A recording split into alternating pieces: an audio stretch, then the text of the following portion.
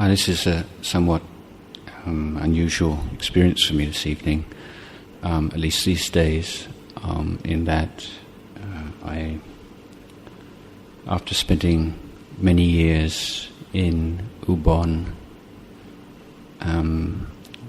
majority of them at Wat Bananachat, and doing a fair amount of teaching, mostly the monastic community, in English.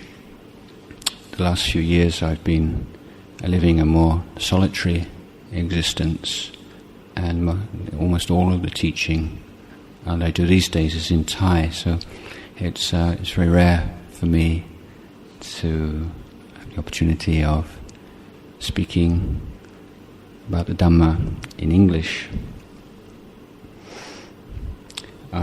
And particularly this evening, and there are to me a few familiar faces, but most of you I don't know, so I'm not really sure exactly what you'd be interested in listening about, and how much background you have in Dhamma. Maybe that many of you know more about it than I do, but anyway, I'll give a few thoughts and reflections, and then if it's not really on the things that you'd like to listen to, or you have any particular interests or questions, then we can have a period of discussion afterwards. I would like to start off with just giving you like an overall picture of Buddhism, Buddha Sasana, making a comparison with the religions that grew up in the Middle East. And I like to look at religious traditions as so you can form into two major families, and the family of religions that grew up in the Middle East and the family of religions that grew up in India. And I think that we can characterize the family of religions that grew up in the Middle East, posing of Christianity, Islam, and Judaism, as basically belief systems. And indeed, these religions are often referred to as the great faiths, which tells us straight away that faith is considered to be the major or defining virtue of those religions. So we can say that these are religions as belief systems, characterized by the centrality of faith. Now that is such a dominant understanding of religion in the Western world that there's often quite a lot of confusion about Buddhism, and there's an attempt to define it in terms of belief system. So Buddhists are often asked by friends who profess other religions, "Oh, you're a Buddhist, what do you believe in?" Assuming that Buddhism is more or less the same kind of thing. It's just that Buddhists believe in a different set of things than the people who believe in Christianity and Islam and so on.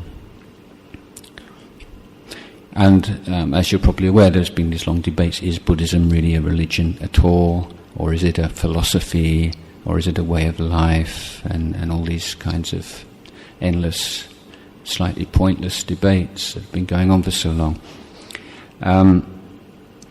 Now I would like to propose the idea that Buddhism is not a belief system, it's an education system. So it's a whole different kind of religion. So we're not talking about religion as belief system, but religion as an education system, or in the traditional formulation, a training. Here we're training, education, used more or less interchangeably. So the Buddhist education is an education which is carried on in 4 main areas.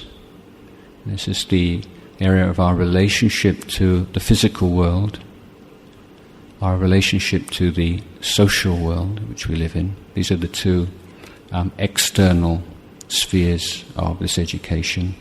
And then there's the education of the heart, of emotions, thoughts, the elimination of vices, the development of virtues, and then fourthly and supremely the development of wisdom. So there are 2 external spheres of education and 2 internal spheres. Now the first external sphere of education, that concerning our relationship to the physical world, begins with that aspect of physical world most intimate to us, our own bodies. So developing an intelligent relationship to physical body, starting off with things like nutrition, how you eat, how much you rest, how much you exercise. All these things are considered to be part of Buddhist tradition, in the sense that if you don't have a sensitive, intelligent relationship to your physical body, then it's highly unlikely that you'll develop more spiritual qualities. So there is this close interrelationship between the external and the internal. From there, going on to relationship to all those things that you consider to be yours, your wealth, your possessions, and so on, developing an ability to relate to these things in a way which is not conducive to suffering. This external sphere carries on onto the relationship to the physical environment. So everything in the material side, from starting off from our bodies, going on to the nature in which we live. The second external sphere, that of the social sphere, the role of sila, morality. So in Buddhism, we don't have this idea of a supreme being who rewards or punishes. But there is an idea that there are certain ways of living together are conducive to misery and suffering, and certain ways of living together are conducive to happiness and joy, and that human beings are capable of determining those ways of living together which are conducive to happiness and joy, and inclining towards them and to developing communities based upon them. That we do have that intelligence and ability within us. And the sila, morality, means that we ask ourselves, what would we consider to be an ideal community, an ideal family situation, an ideal work situation? How would we live together in a way which we would consider most satisfactory? If we could create our dream community, what would it be like? And I think that most of us would say, well, it'd be a community in which people didn't abuse each other, didn't hurt each other, in which you felt safe, that you didn't have to be afraid that someone was going to come up behind you and stab you or hit you over the head, or you didn't have to worry all the time that someone was going to steal your things, that you could just put your things down and be quite sure when you came back they were exactly where you left them, in which you didn't have to worry that someone was trying to entice your partner away from you, or in which there wasn't this constant sense of mistrust and suspicion amongst spouses, and in which you could trust what people said to you, that you didn't have to, that is it really the truth? Are they trying to get some kind of advantage out of me? Where you didn't have to go through all that kind of doubt and suspicion, where you know if somebody said something, that's what they meant. And a community in which people were committed to sobriety and to development of clarity of mind, mindfulness, clear comprehension, to the extent that they were not interested in taking drink or drugs and things which undermined those higher faculties of mind. So if we could accept that as a basic premise, then next step is, well, how could we bring that ideal situation into being, or at least, what steps could we take towards that, which would be practical, realistic? And so the Buddhist answer is the same. You use the power of intention, the intention to refrain from killing, hurting, stealing, sexual misconduct, lying, indulgence in drink and drugs and so on. And that's something that is practical and realistic, isn't it?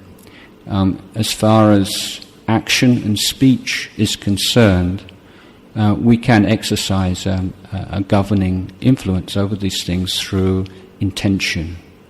Now you cannot decide not to get angry with someone, but you can decide not to shout at them or to hit them. So this is a recognition of a resource that we all have, the ability just to say, no, I'm not going to do that. I'm not going to hit, I'm not going to hurt, I'm not going to steal, and so on. Now, when we take on a precept, through seeing the value of it, and through seeing the suffering and the unpleasant consequences of not adhering to that precept, then it becomes a peg for mindfulness. So the more clear you are, the more committed you are to a precept, the more it is, as it were, in the front of your mind, then the more likely it is to pop up in your mind when the desire to act in a way which transgresses that precept arises in your mind. Let's say a mosquito bites you, and then you have the conditioned desire just to swat the mosquito. Now, if you've taken on a precept, then something interesting happens. As you're about to swat the mosquito, the thought arises in your mind, oh, I can't do that, it's against my precept. Now, that's very interesting, because you've now driven a wedge in between an intention and its expression through a moment of mindfulness. That moment of mindfulness has arisen through the recollection of the precept, or the commitment to the precept, the intention not to. So you remember that you've decided not to do that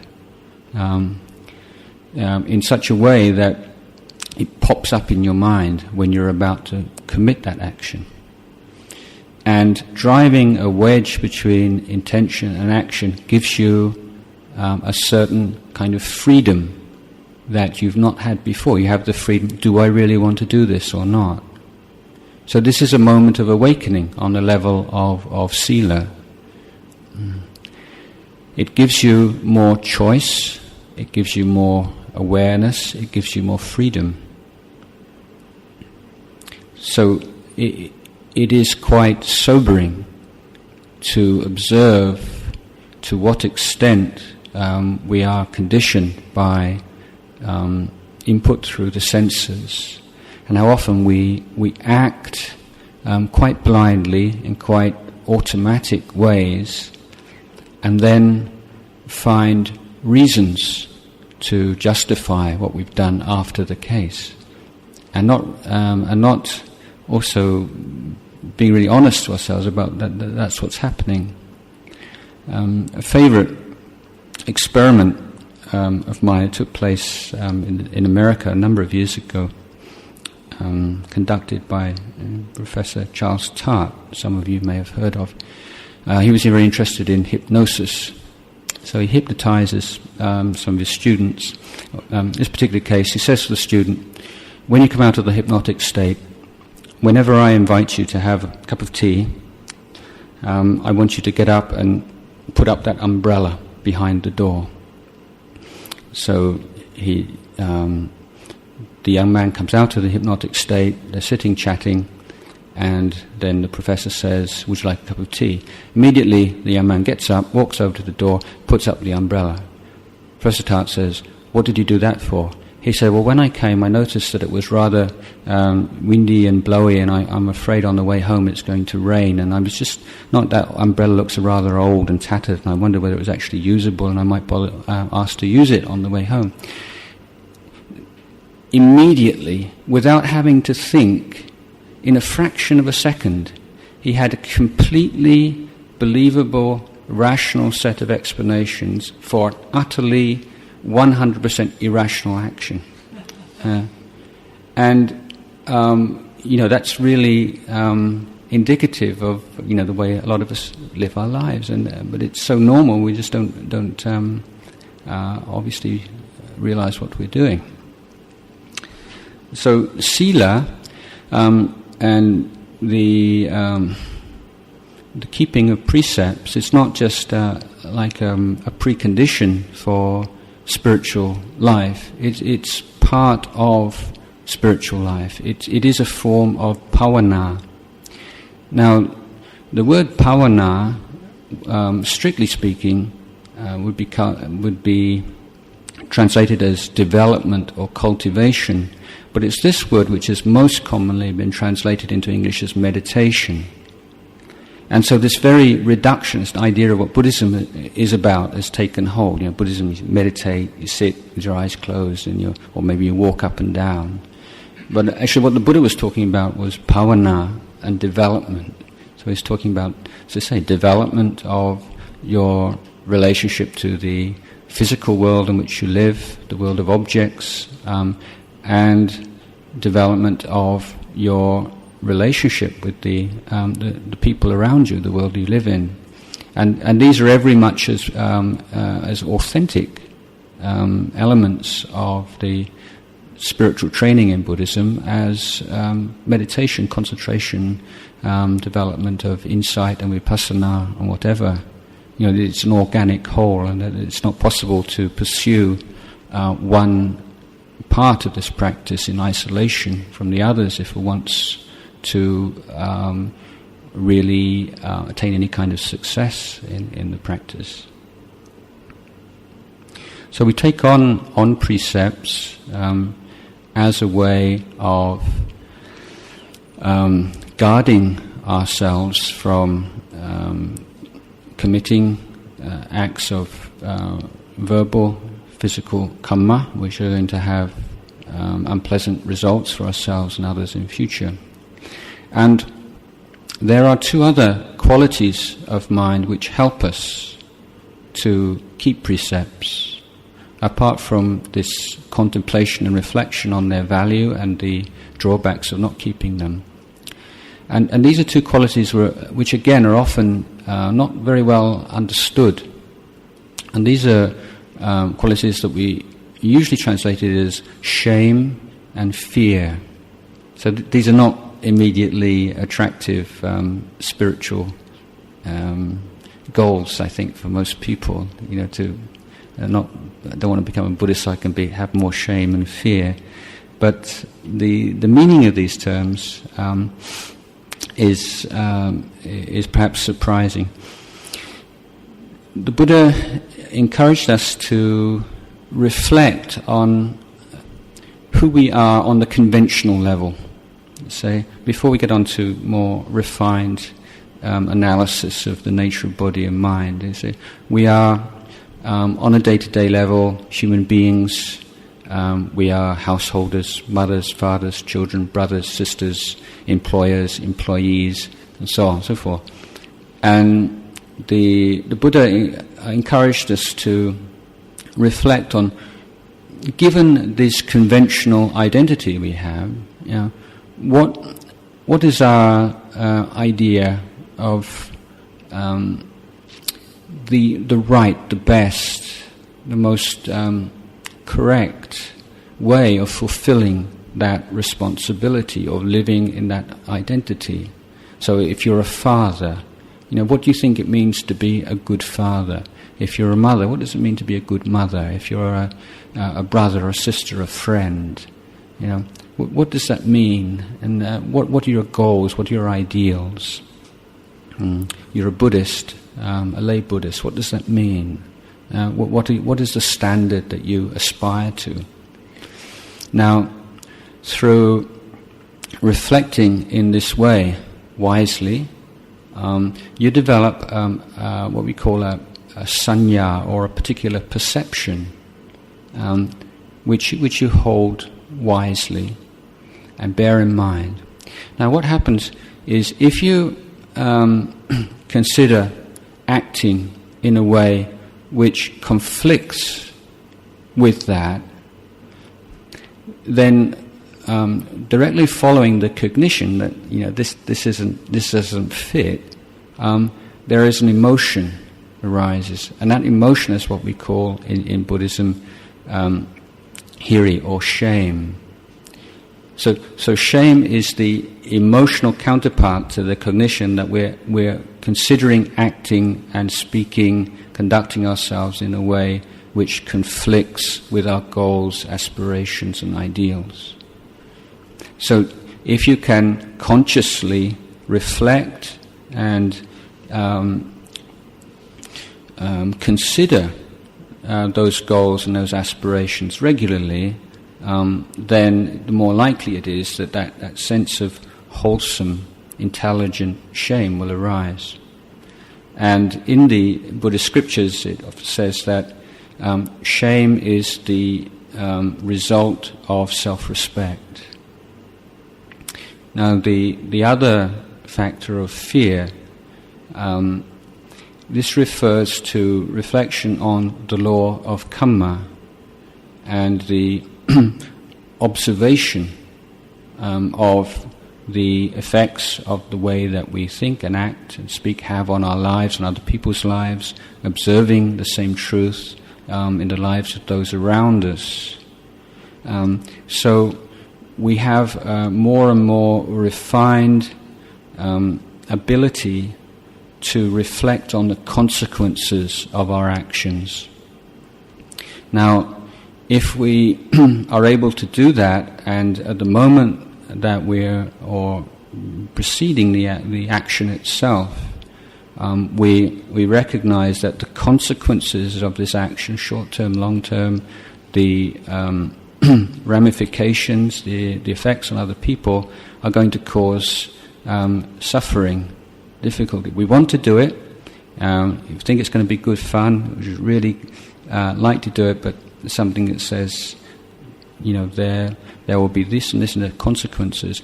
If that's followed through, an emotion arises in the mind, and that emotion is what we call ottappa, or fear. So these are not irrational, unwholesome kind of emotions. These are a particular kind of shame and a particular kind of fear. We call them intelligent shame, intelligent fear. But these two qualities strengthen the ability to live within the boundaries of the precepts. Now, the Buddha says, when you live within the boundaries of the precepts, where you set yourself certain standards and you are committed to them and you can live within them, this is the most effective way of creating basic sense of self-esteem. Creating boundaries for yourself, which you take on voluntarily and because you see the value of them, and then having the confidence that you know that whatever might be the enticements or the encouragement to transgress those boundaries, you can live within those boundaries. This gives rise to self-confidence and self-esteem, which gives the basic sense of well-being which you need to develop the internal education or training. So there's a lot of talk in Buddhism about suffering, but the fact that's often overlooked or not mentioned is that only a happy mind can understand suffering. If you're suffering, there's no way that you can understand suffering. You don't have the distance from it, and you still assume it's me and my suffering. So the first noble truth of suffering is there's no I am suffering. The first noble truth is there is suffering. And that initial insight can only come through where the mind is stable and calm and pervaded by a basic sense of well-being. And that basic sense of well-being means living a balanced, simple life, and one in which we have that basic sense of confidence and lack of guilt from inability to govern one's actions and speech within the most skillful parameters that one aspires to. But of course you can make a decision, as I said, to refrain from acting upon negative emotions, but you can't make a decision not to have negative emotions. If you do try to forbid yourself from having a negative emotion, then you're going to get pretty screwed up because you can't do it. You have to recognize the limitations of volition and intention. It only works with action and speech. For the mind, then we have to develop other techniques, and the kind of qualities that we're seeking to develop really all cluster around this quality of mindfulness. But one other factor, and one which the Buddha himself gave primary importance to, is patient endurance, patience. And this is, again, not a quality which is greatly praised these days. Indeed, one measure of civilization these days seems to be, or progress, means that you can find a way of living in a situation in which you don't have to exercise any patience, where everything comes very easily. But the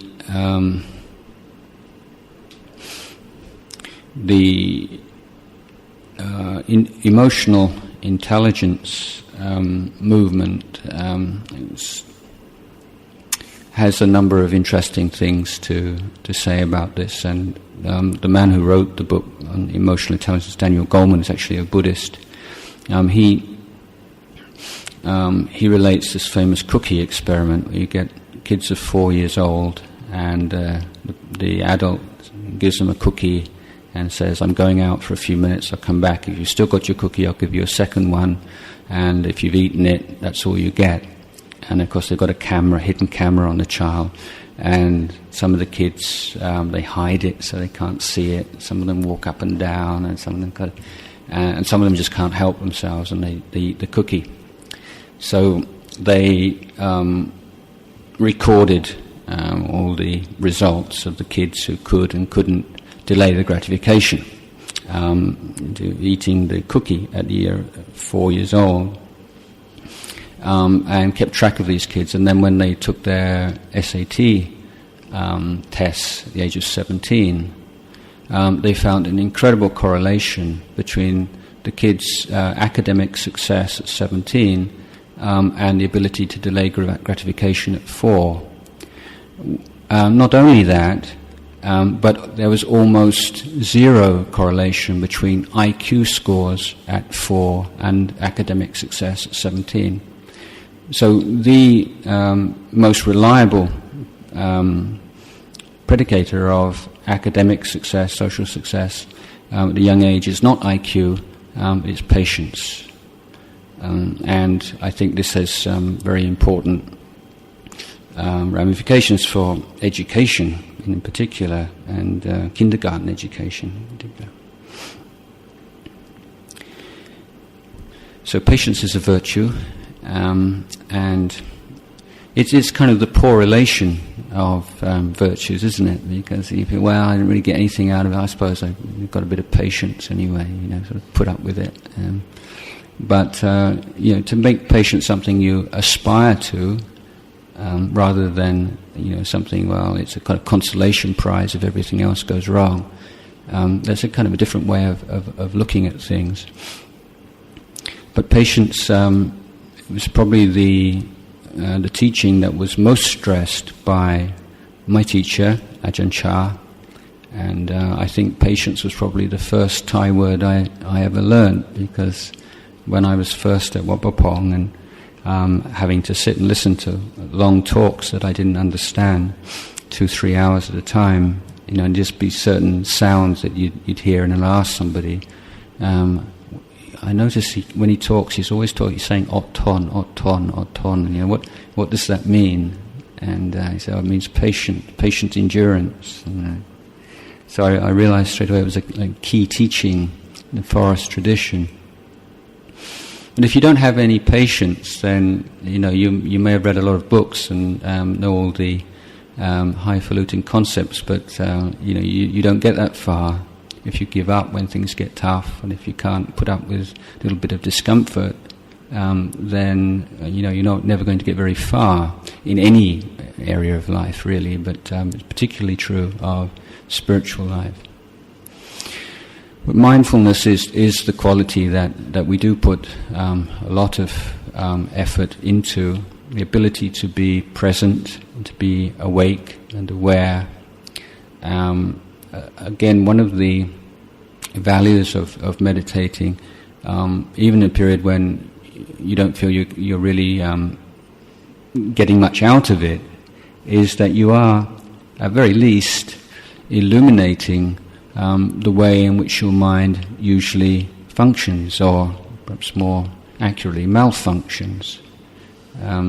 Just to see just how difficult it is to be present, even for more than a few seconds at a time, and how much the mind shies away from present difficulties or lack of interest, lack of stimulation, immediately into memory, imagination. How poorly the mind is able to deal with the way things are. I think very good example of this, I always think, is if you're on a plane or any kind of public transport. You say a plane, particularly a long journey, and you have there's movies and there's food and people have books and so on, but the moment that there's no stimulation, through the movie or the book or the food, almost everybody falls asleep, don't they? If there's not something coming in and keeping you awake, there's no kind of inner resource of wakefulness. When the external stimulus is gone, there's nothing internally to just go to sleep. And so there is this constant oscillation between kind of frantic activity and dullness in most people's minds. So you know how to think, and you know how to switch off, but to be able to enter into and to dwell in this state where it's not necessary to think. You can think if you want to, but you don't have to think. It's not sort of compulsive activity. But you are at the same time extremely awake and aware and bright. This is the kind of skill that one's learning from mindfulness practice, and it is certainly very difficult to do, but it is a wonderful challenge, and if you apply yourself to it, you very soon realize there's really nothing else to do. I mean, it just dwarfs in significance really anything else you can do with your life. That's not recommending everyone become a monk or a nun, of course, but it means in whatever path of life you find yourself, when you embark on this training, then you start to notice and observe and awake to all kinds of things that you shut your eyes to before. Contradictions, conflicts within become exposed. You find you can't lie to yourself or fool yourself quite in the way that you did. So it can be quite frightening in a way. And this is why the Buddhist tradition there is emphasis on giving, sharing, generosity and precepts, because it gives you the courage to be able to go within and to look very closely at things that you'd never looked at before. But this quality of courage is very important. And again, my teacher Ajahn Chah, he once talking to all of us all the monks, he said, don't think there's such a huge gap between me and you.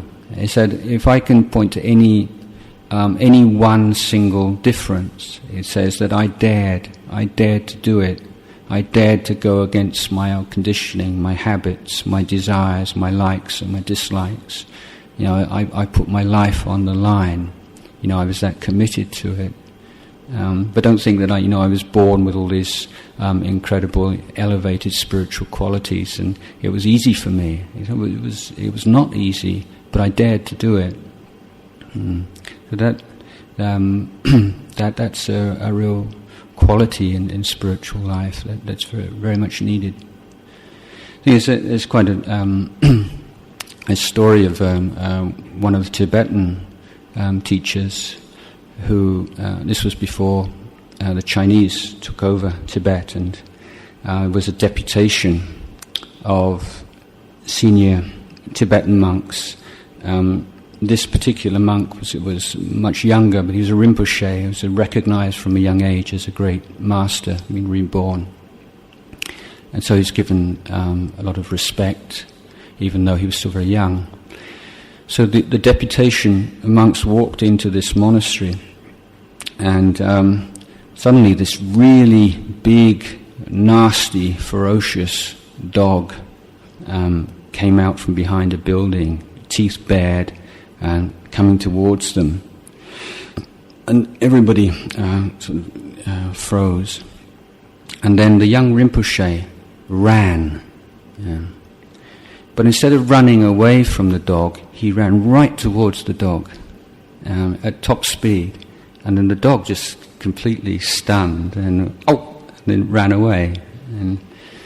And afterwards he said, that's how you deal with obstacles. You may think that running away is the best policy, but actually running towards it is perhaps more wise. So we have this teaching in Buddhism of looking at suffering. Buddha said famously, all of my teachings, 45 years, can be summarized in just two things: suffering and the end of suffering. And this is considered what Buddhism is all about. Now those two points are expanded into four. So the first one is suffering and the cause of suffering. And the third, the end of suffering, is supplemented by the path to the end of suffering. It gives us the Four Noble Truths. Now the Buddha said that there are particular he called duties, responsibilities, correct practices towards each of these four factors. So he said, the first noble truth of suffering is something to be comprehended.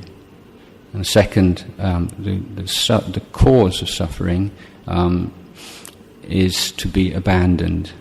The cessation of suffering is to be realized, and the path to cessation of suffering is to be developed. So the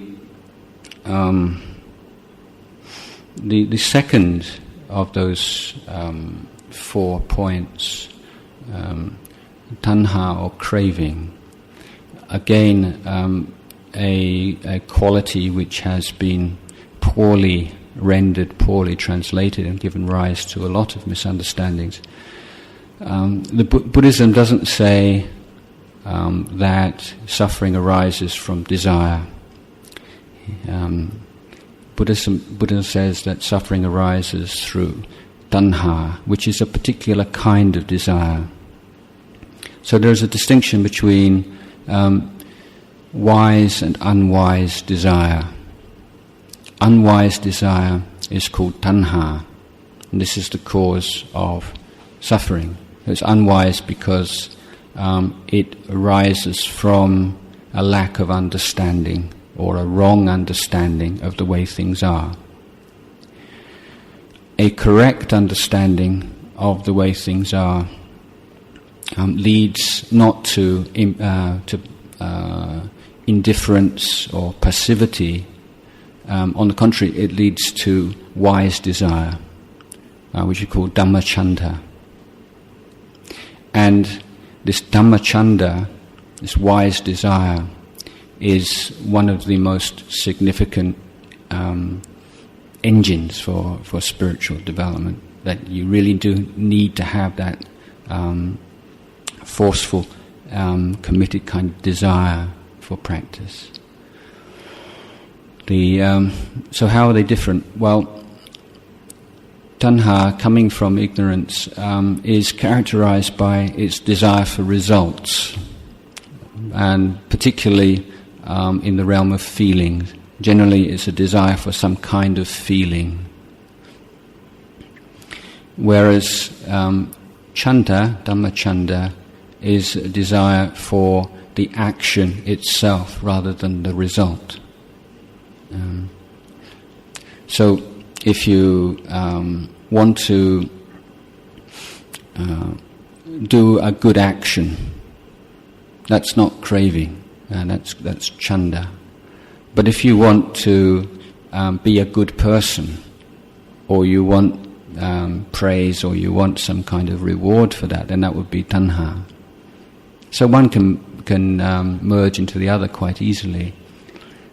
But there is a definite difference. So if you're working and you see work as merely the means by which you will get what you really want, which is money or status, then you're guided by tanha, or craving. But if your main interest is in the work itself, doing a good job, the joy of doing something well, and the monetary reward or other kind of social rewards are secondary to that, then you're primarily guided by chanda. So Buddhism is not at all teaching the abandonment of all forms of desire, but it's teaching the abandonment of the unwise kinds of desire. This has implications in many areas. For instance, the extent to which, say, in modern business world, you have like performance-based pay. This idea that giving people more pay for more measurable results is necessarily a good thing. And there's some very interesting experiments where they've given children, two groups of children, puzzles to do. And one group of children is given some kind of reward for success in working out these puzzles. The other kids are not. So after they've been working on these puzzles for a certain amount of time, then the experimenters say, okay, time's up, but if you want to carry on, do so. And they find that the kids who have not been given any reward carry on with the puzzles, whereas the kids that have been given a reward just stop because, well, you know, they've got their reward. But the other kids actually have got into it now, and they got the chanda, and they're into doing this, working these things out because they want to, because they enjoy it, because it's a challenge. And this is, you know, the whole question of reward and motivation is an interesting one. I read about a kindergarten school in Israel, and they had a problem that the parents, some parents were coming to pick up their kids late, and it was so the teachers had to hang around, and it was so they decided the way to solve this problem was to fine the parents who came late. And after this system was introduced, the number of parents coming late increased. And the explanation being, now they felt, well, it was all right to come late as long as you paid for it. Okay.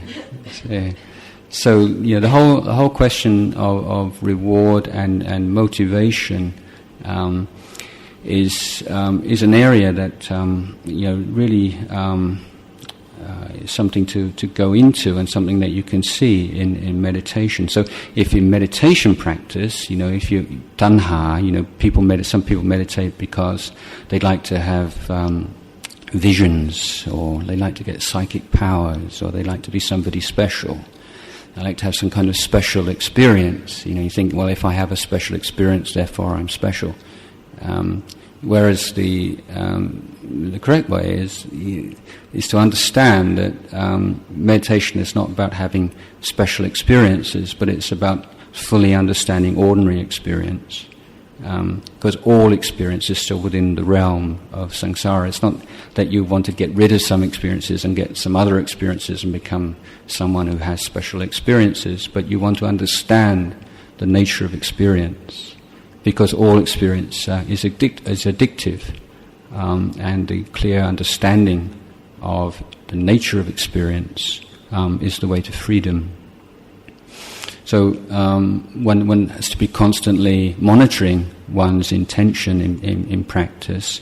And if you can give rise to this chanda, then it means that your meditation practice is not going to be affected by success or failure. You know, if you think meditation goes well, you have a few peaceful sessions, and then you get really inspired, and then you want to be meditating every day, and then things go wrong, and it's not like it used to be, and then you don't want to do it anymore.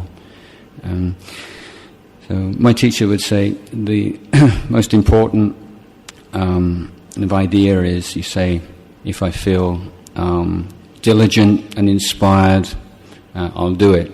When I feel lazy and uninspired, then I'll do it.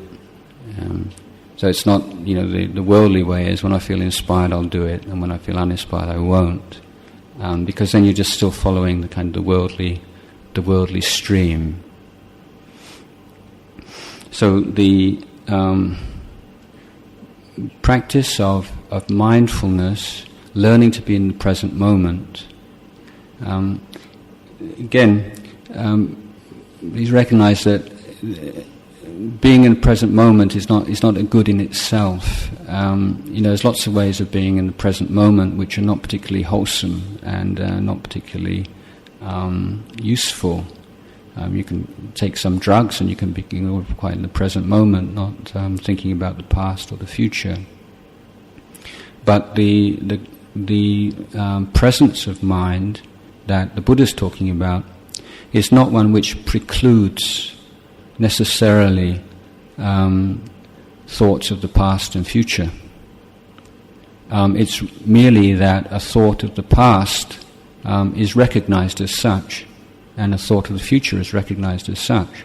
So in any kind of activity, you need to be bearing in mind certain information, certain experiences in the past, which will help you to perform your particular duty well in the present. Even in meditation, where you're not really thinking, you have like a pool of experiences from the past, of ways of dealing with particular problems and challenges that arise. You have a memory of words and teachings that you've received from your teacher or you've read. And staying in the present moment doesn't mean that you have to censor all of that. Of course, you make use of it. Similarly, there is scope for making plans for the future. The Buddha himself spoke about the future, saying in the future, if monks act in such a way, then Buddhism will last for a long time. If monks act in another such way, then it will disappear very quickly. And so the Buddha didn't reject past and future matters, but is recognizing them as such. The idea is to be present in such a way that wisdom and understanding arises.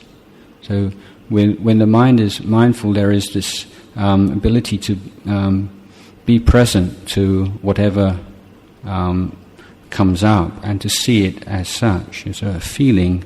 To see a feeling as a feeling, to be aware of perception as perception, thought as thought, imagination as imagination, without instinctively pushing away those things that make us feel uncomfortable, or grasping on and holding on to those things that make us feel comfortable and make us feel good. Developing this equanimity of mind and balance of mind, which is looking and learning from experience, and both experience conventionally considered as unpleasant and as pleasant.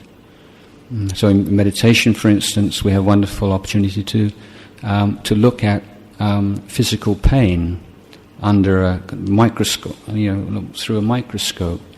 So pain is conditioned, our ability to endure pain, and the intensity of pain is conditioned by all kinds of factors. One is the sense that does the pain have meaning or not? What does this pain mean?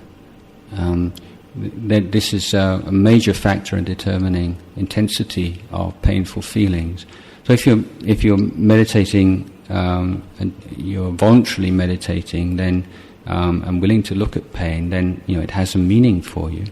And you begin to see the extent to which the mind adds on to physical sensations with fear, anxiety, aversion, and so on and so forth. And as mindfulness becomes stronger, you're able to separate the physical sensation itself from the mental reaction to it.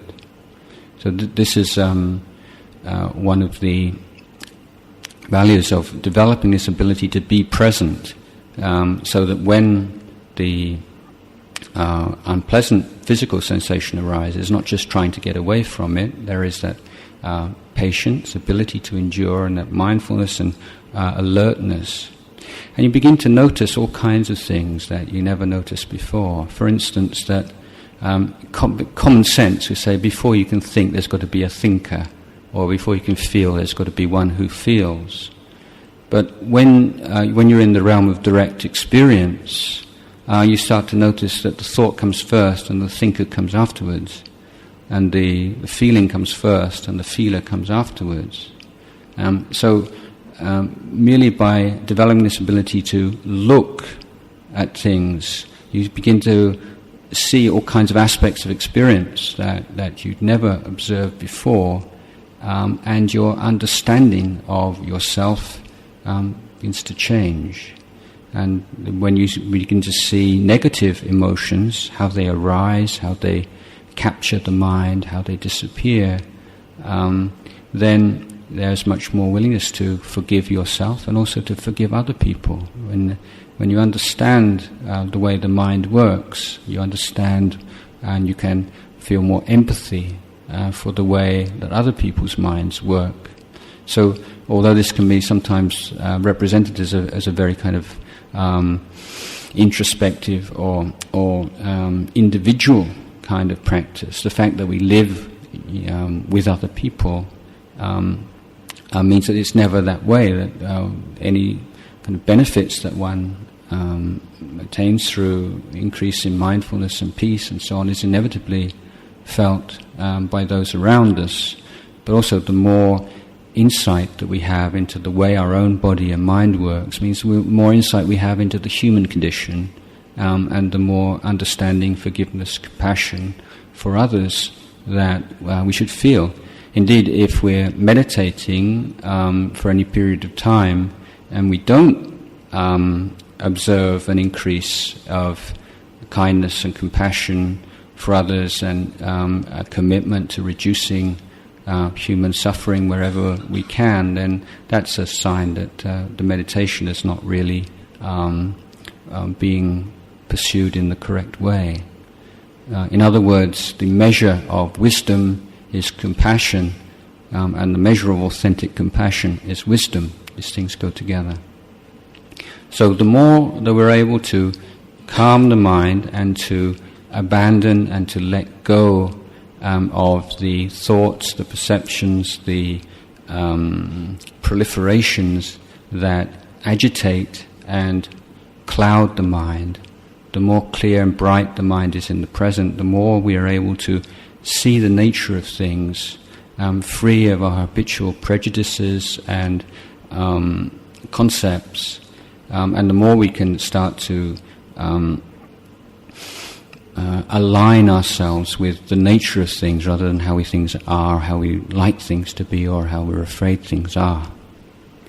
So the calming of the mind, the abandonment of the negative emotions and the development of positive emotions, which forms the third area of education, leads on to this fourth area of wisdom and insight. So as I understand it, and this Buddhist training is not, as a matter of meditating every day or something. It's a whole new attitude to your whole life, both external and internal, an interest in studying, learning, and inclining the mind towards peace and understanding in every moment of the day. So I think I've spoken for long enough. You've been very patiently sitting there, and perhaps we could have a break for a few minutes now, if you'd like to stretch your legs, or if anybody like to use the toilet, and then come back again. If anybody would like to ask any questions or discuss anything, then please feel free to do so.